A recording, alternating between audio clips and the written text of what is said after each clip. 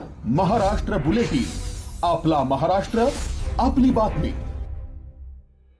नाशिकच्या पंडित कॉलनी परिसरात भर दिवसात धक्कादायक प्रकार घडला आहे.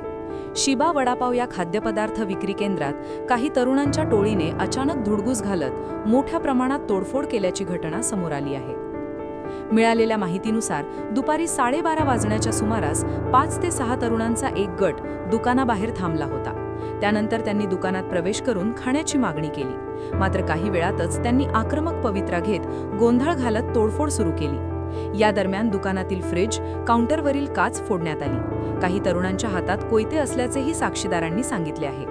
या गोंधळात परिसरातील वाहनांची देखील तोडफोड करण्यात आली.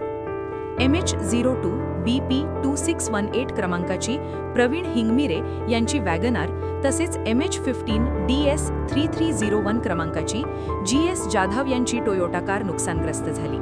घटनेची माहिती मिळताच पोलिसांनी घटनास्थळी धाव घेतली असून सरकारवाडा पोलीस ठाण्यात गुन्हा दाखल करण्याची प्रक्रिया सुरू आहे. भर दिवसा घडलेल्या या घटनेमुळे परिसरात भीतीचे वातावरण पसरले आहे. दरम्यान अशा प्रकारच्या घटनांमुळे शहरातील सुरक्षेचा प्रश्न पुन्हा ऐरणीवर आला असून दोषींवर कठोर कारवाई करण्याची मागणी नागरिकांकडून केली जात आहे. महाराष्ट्र बुलेटिनसाठी भूषण जैन, महाराष्ट्र नाशिक. बुलेटिन, आपला महाराष्ट्र, आपली बातमी.